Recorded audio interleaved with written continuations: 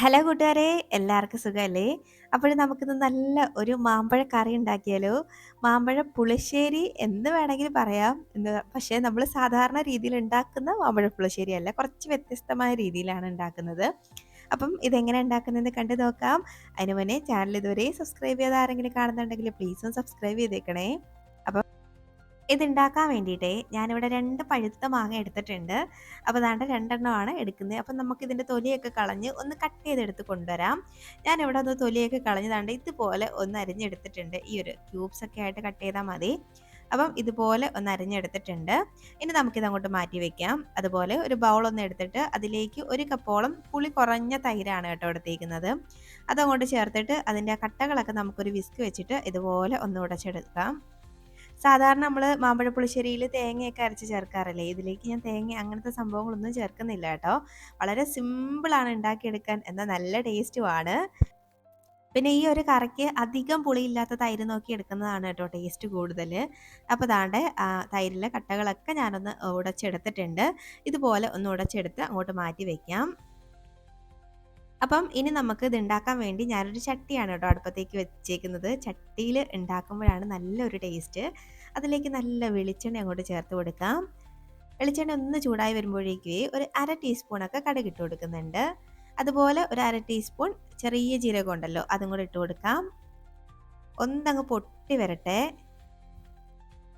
അതാണൊന്ന് പൊട്ടി വരുമ്പോഴേക്ക് അതിലേക്ക് കുറച്ച് കറിവേപ്പില ഇട്ട് കൊടുക്കുന്നുണ്ട്.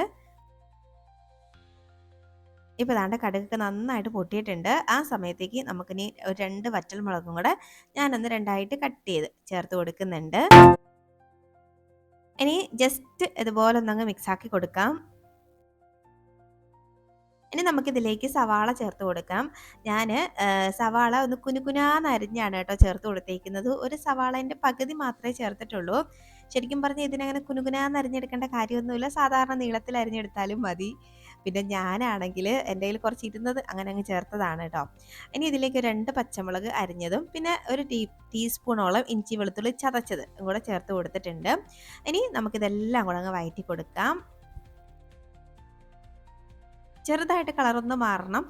സവാളയൊക്കെ ഒന്ന് വെന്ത് വരണം. പിന്നെ ഇഞ്ചി വെളുത്തുള്ളിയുടെ പച്ചമണം ഒന്ന് മാറി വരണം. അത്രയും മതി. ഇതുവരെ ഇപ്പം ഒന്നായിട്ടുണ്ട്. ഇതുവരെ ഒന്ന് വഴറ്റിയാൽ മതി. ഇനി ഇതിലേക്ക് ഒരു 1/4 ടീസ്പൂണൊക്കെ മഞ്ഞൾപ്പൊടി ചേർത്ത് കൊടുക്കാം.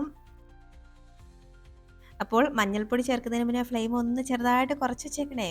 അപ്പം ചട്ടി അതിൻ്റെ പേരിൽ തന്നെ നല്ല ചൂടായിട്ട് കിടക്കുമായിരിക്കും. അപ്പം പൊടിയൊക്കെ കരിഞ്ഞു പോകാൻ സാധ്യതയുണ്ട്. അതുകൊണ്ട് ഒന്ന് ഫ്ലെയിം കുറച്ച് വെച്ചിട്ട് പൊടി ചേർത്താൽ മതി. ഇനി നന്നായിട്ട് മിക്സാക്കി എടുക്കുക. അധികം പൊടിയൊന്നുമില്ല, മഞ്ഞൾപ്പൊടി മാത്രമേ ഉള്ളൂ.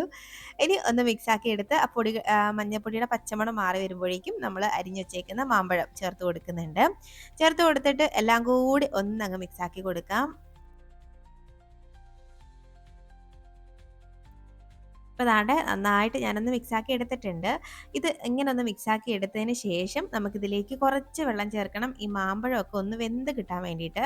എന്ന് കരുതി വെന്തൊക്കെ ഉടഞ്ഞു പോകുന്ന പാകം ആവരുത്. അപ്പോൾ ഞാനിതിലേക്ക് ഒരു 1/2 കപ്പോളം വെള്ളം ചേർത്ത് കൊടുക്കുന്നുണ്ട്. വെള്ളം ചേർത്തിട്ട് ഇനി ജസ്റ്റ് ഒന്നങ്ങ് മിക്സാക്കി നമുക്ക് ഒന്നങ്ങ് വേവിച്ചെടുക്കണം. അപ്പോൾ ജസ്റ്റ് ഒന്ന് മിക്സാക്കി കൊടുക്കാം. ഇനി നമുക്ക് ഈ ചട്ടി ഒന്ന് അടച്ച് വെച്ചിട്ട് ഒരു 5-6 മിനിറ്റ് മതിയാവും. 5-6 മിനിറ്റ് കൊണ്ട് തന്നെ ഇത് വെന്ത് ആ വെള്ളമൊക്കെ ഒന്ന് വറ്റി വരും. അപ്പോൾ അത് അവിടെ ഇരുന്നൊന്ന് വെന്ത് വരട്ടെ.